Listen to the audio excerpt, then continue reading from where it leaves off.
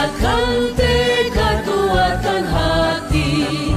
Negeri ini memanggilmu kawan. Belajar bergerak berbagi untuk negeri. Guru penggerak majukan pendidikan.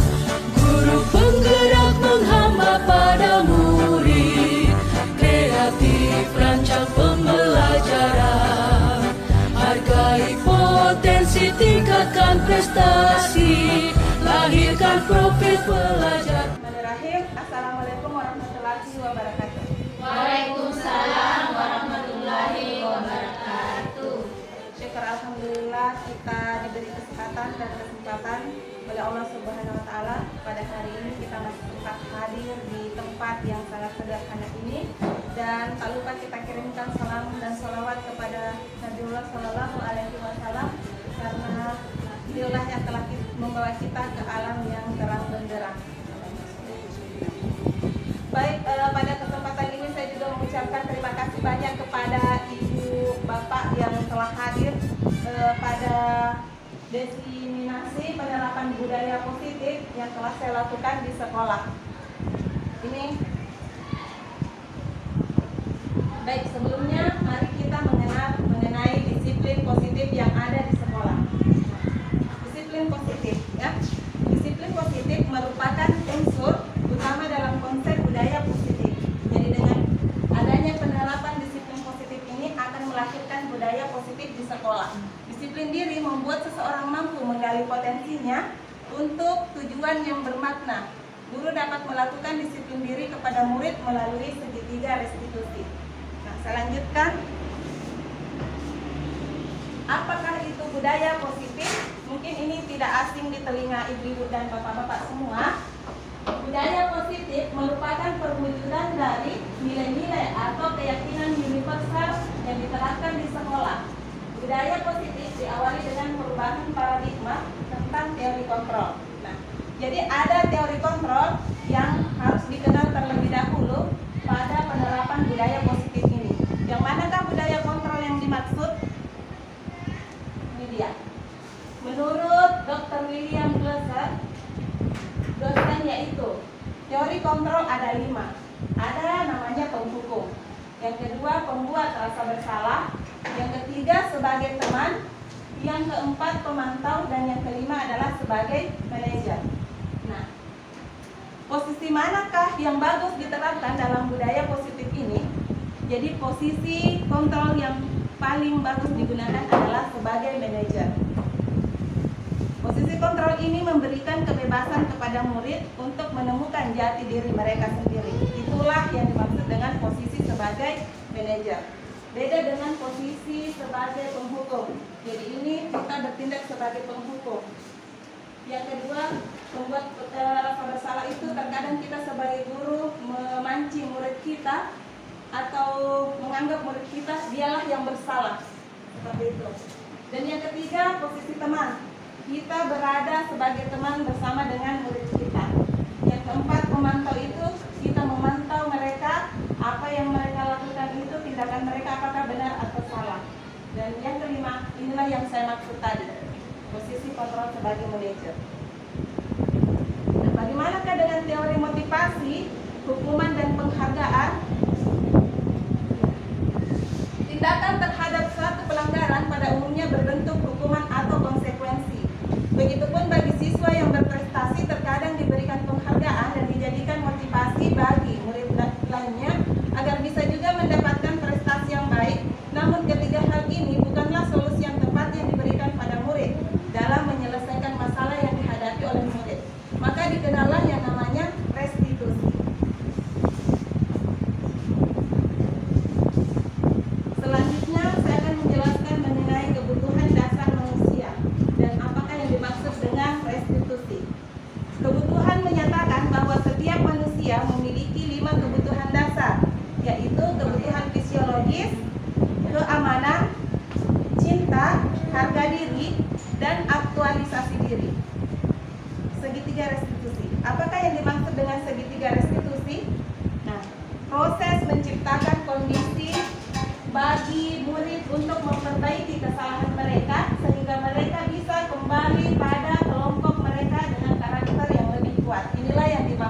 dengan segitiga restitusi. Contoh penerapan budaya positif di sekolah yang telah saya lakukan. Berikut adalah contoh penerapan budaya positif yang sudah saya lakukan di sekolah adalah membuat kesepakatan kelas. Pada umumnya, kesepakatan kelas diperoleh dari aturan yang diciptakan oleh guru dan diterima serta dilaksanakan oleh murid. Jadi ini adalah pengertian dari kesepakatan kelas. Jadi saya telah menerapkan contoh penerapan kesepakatan kelas pada murid saya dengan memberikannya lembaran-lembaran kertas, meminta kepada peserta didik saya apa sih sebenarnya yang mereka inginkan agar tercipta budaya positif di sekolah. Ini salah satu gambarnya yang telah saya lakukan, dan dari hasil kesepakatan kelas yang telah saya buat dengan siswa saya, ini adalah kesepakatannya. Mereka membuat kesepakatan menginginkan hadir tepat waktu. Yang kedua, tidak bertengkar antar siswa. Yang ketiga, tidak mengganggu teman yang lain saat belajar. Yang keempat, tidak boleh main HP ketika tidak diberi izin oleh guru. Dan yang kelima adalah tidak boleh bolos. Jadi ini adalah 5 yang mereka sendiri yang buat dan disepakati bersama di kelas.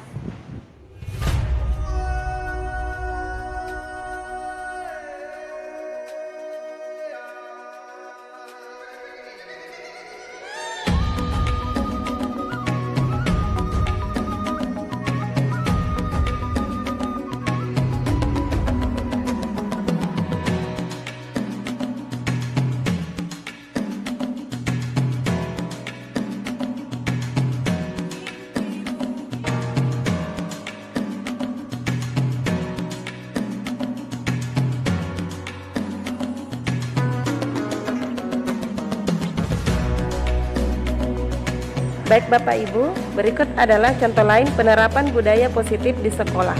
Silahkan disaksikan videonya.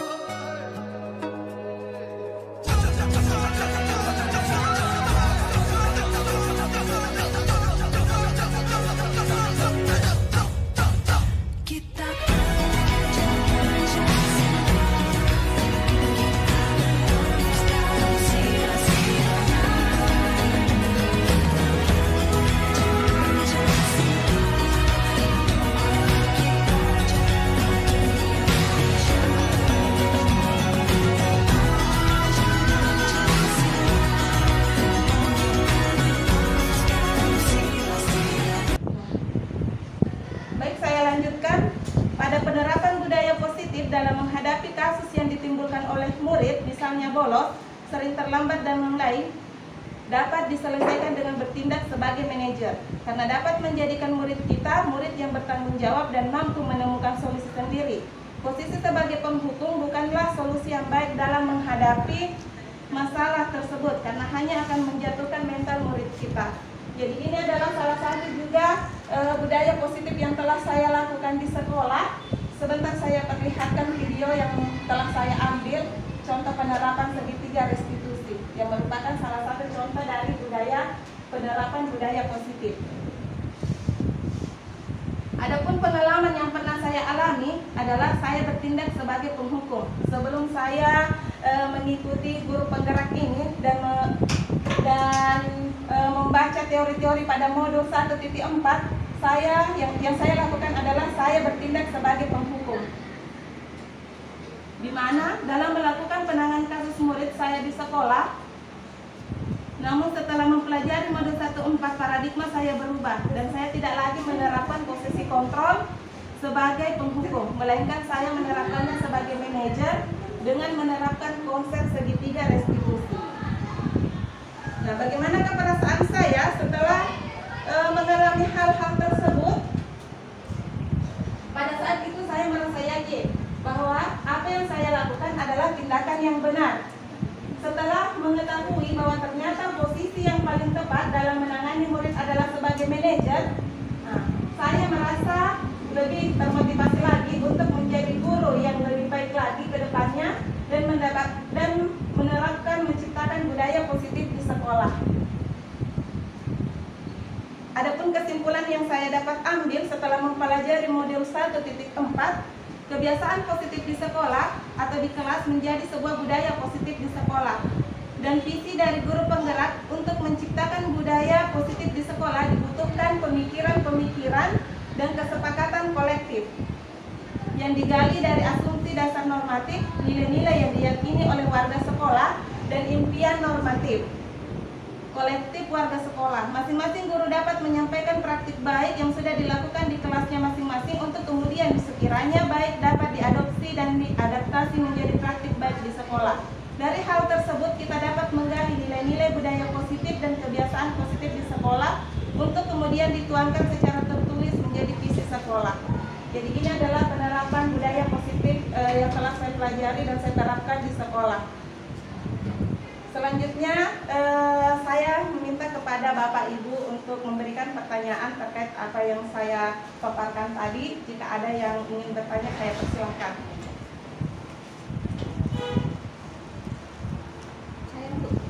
Ya. Baik, terima kasih atas kesempatan yang diberikan. Pertanyaan saya, selain kesepakatan kelas yang Ibu tadi paparkan, apakah ada contoh lain?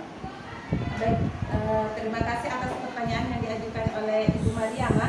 Jadi dari 5 kelas, jadi ini tadi adalah 5 contoh yang kesepakatan kelas yang dipaparkan atau disepakati oleh murid saya di kelas. Tapi tidak menutup kemungkinan ada banyak kesepakatan kelas yang lahir dari ide-ide atau pemikiran dari murid kita ya. Salah satu contohnya adalah bisa saja mereka menulis tidak boleh berbohong, misalnya seperti itu, tidak boleh mengambil barang teman, atau misalnya harus menghormati lebih tua ya. Jadi itu adalah contoh-contoh dari kesepakatan kelas yang bisa tertuang dari ide-ide dari murid kita. Jika misalnya hal yang dipaparkan oleh murid kita adalah hal yang positif, maka hal tersebut bisa kita jadikan menjadi kesepakatan kelas. Kalau misalnya hal itu negatif, mungkin kita bisa pertimbangkan kembali dan berdiskusi bersama dengan murid kita, apakah ini layak dijadikan kesepakatan kelas atau tidak. Seperti itu, Bu. Terima kasih. Saya kembalikan kepada Ibu Mariam. Terima kasih atas jawabannya, Bu. Ini memotivasi sekali untuk kami ke depan berbuat atau mencontoh apa yang Ibu paparkan. Sekali lagi terima kasih atas penjelasannya. Baik, terima kasih. Saya berikan kesempatan kepada Bapak Ibu yang lain untuk memberikan pertanyaan terkait budaya positif, penerapan budaya positif di sekolah. Baik, terima kasih Bu Ratna, silakan. Terima kasih atas kesempatan yang diberikan oleh saya. Saya ingin bertanya tentang kebiasaan positif ini. Bagaimana dampak positif yang Ibu lihat setelah menerapkan budaya ini di sekolah Ibu. Gitu. Terima kasih. Baik, terima kasih atas pertanyaan yang diberikan oleh Ibu Rasma. Jadi bagaimana dampaknya ya setelah melakukan penerapan budaya positif di sekolah. Jadi setelah saya melakukan aksi ini, menerapkan budaya positif di sekolah, ada banyak manfaat yang saya dapatkan. Begitupun dengan murid-murid saya dan lingkungan di sekolah. Jadi murid-murid merasa mereka lebih dihargai dan merasa ambil andil dalam apa yang ada di sekolah tersebut. Dengan adanya penerapan segitiga restitusi atau kesepakatan kelas ini membuat murid kita menjadi lebih mandiri dan menjadi lebih bertanggung jawab serta lebih menciptakan disiplin positif yang ada di sekolah. Seperti itulah dampak yang saya lihat selama saya telah melakukan penerapan budaya positif di sekolah. Terima kasih. Mungkin masih ada pertanyaan yang lain? Jika tidak ada pertanyaan yang lain, mungkin ada saran atau tanggapan dari teman-teman guru, Bapak Ibu semua yang bisa menjadi perbaikan bagi saya ke depannya.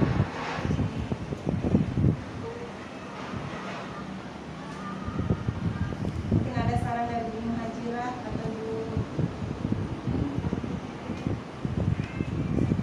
Leslie. Terima kasih atas kesempatan yang diberikan untuk kedua kalinya. Untuk sarannya mungkin untuk penerapan budaya positif di sekolah, ada baiknya kita bisa saling sharing ke teman-teman sehingga praktik-praktik baik lebih banyak lagi dilakukan di sekolah kita. Begitu. Terima kasih. Baik, terima kasih atas saran dan tanggapannya, dan kita akan sangat memotivasi dan menjadikan pembelajaran bagi saya. Dan terima kasih sekali lagi atas kehadiran Bapak Ibu guru telah hadir di tempat ini menyaksikan desiminasi saya mengenai penerapan budaya positif di sekolah. Dan saya akhiri dengan ucapan alhamdulillah. Wassalamualaikum warahmatullahi wabarakatuh. Waalaikumsalam